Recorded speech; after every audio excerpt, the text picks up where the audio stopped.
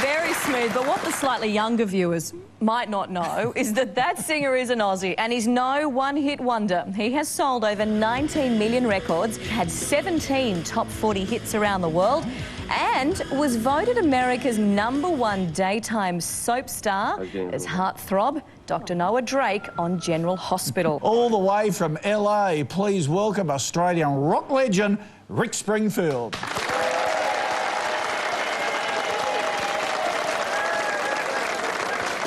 All right, Rick.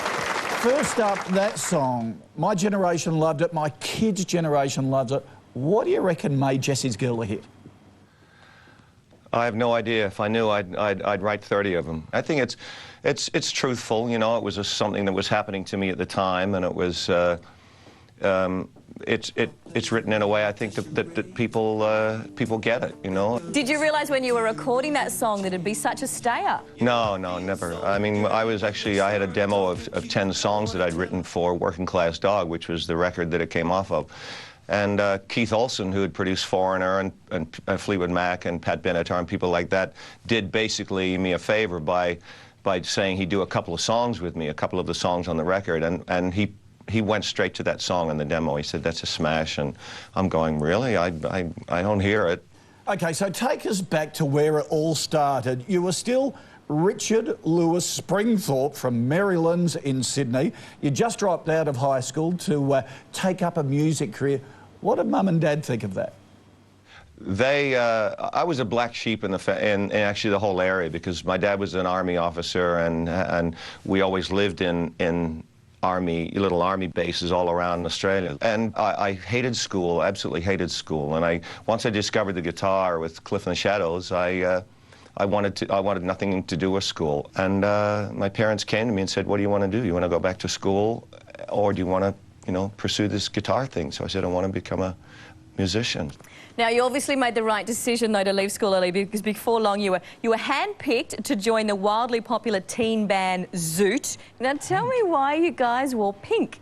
Actually, when I came to the band, I said, "I'm not wearing this pink." And they said, "Yeah, we're pretty sick of it too now, so let's wear it for a little while and then we'll dump it." And actually, it was a big deal back then when we did finally dump the pink outfits. Look, Zoot were a huge hit, but despite that fame, the band did break up. You went solo. Tell us about the transition. Was it easy? No, it was actually, it took about 10 years longer than I thought it would. I came over here first with a full flush of, signing a record deal. And then after that, everything fell through. And everyone who had brought me over had left, and I had absolutely nobody here. And it was really, I was really alone in the city, and it was very scary, and I just didn't know what I was going to do. The main thing was finding friends again over here, and acting helped me do that, and I started to find my feet, and I got a couple of lucky residual checks from Australia, God bless them, and just started to gradually find my own foothold over here. Now, I also heard you started taking acting gigs just to pay the bills. Tell us about that. It was actually very innocent and naive of me to think that I could make money as an actor until the record stuff hit, the music stuff hit. But I did, actually. I put on a play. I organized, a little one-act play with a friend of mine, and we sent out flyers, and someone from Universal came down and signed me up as a contract player to Universal. And I started actually to work and actually support myself as an actor, which blew everybody's mind. Now, one of those jobs that you took was as the very handsome and eligible Dr. Noah Drake on the American medical soap General Hospital. I know. Did that help or hinder your music career? It was both, actually. I just finished Working Class Dog and then got the gig, and the acting gig, and they both hit within 2 weeks of each other. My episodes started to air, and the single started to get played. And I remember a station in LA called KMET that was a big rock station who'd started playing Jesse's Girl, but when they found out I was on the soap opera, dropped it because they thought I was just some soap actor who'd, been taken into a studio and given a song and was getting lucky, So it did hurt me. I did have to suffer this guy's not a serious musician for quite a while because of the soap thing.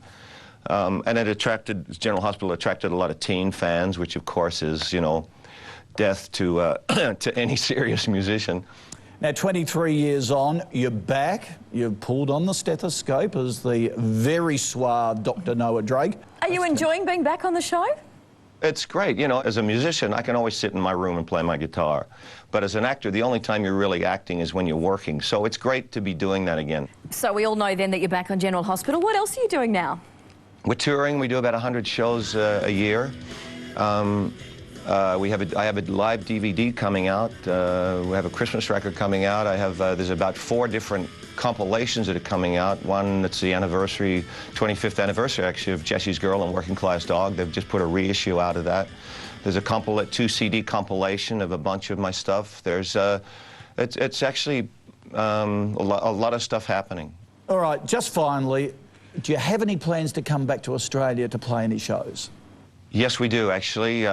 We're looking at November this year. I've never toured Australia as a solo artist. I've done it in bands since I was 15. I've been in every single town there is, I think, at some point. I'd love to play in Australia, Well, Rick, thank you so much for joining us all the way from Los Angeles, ladies and gentlemen. Will you please thank Rick Springfield? Thanks, mate. Aussie, a nice bloke. Yeah. I wonder how many didn't know he was Aussie. Yeah.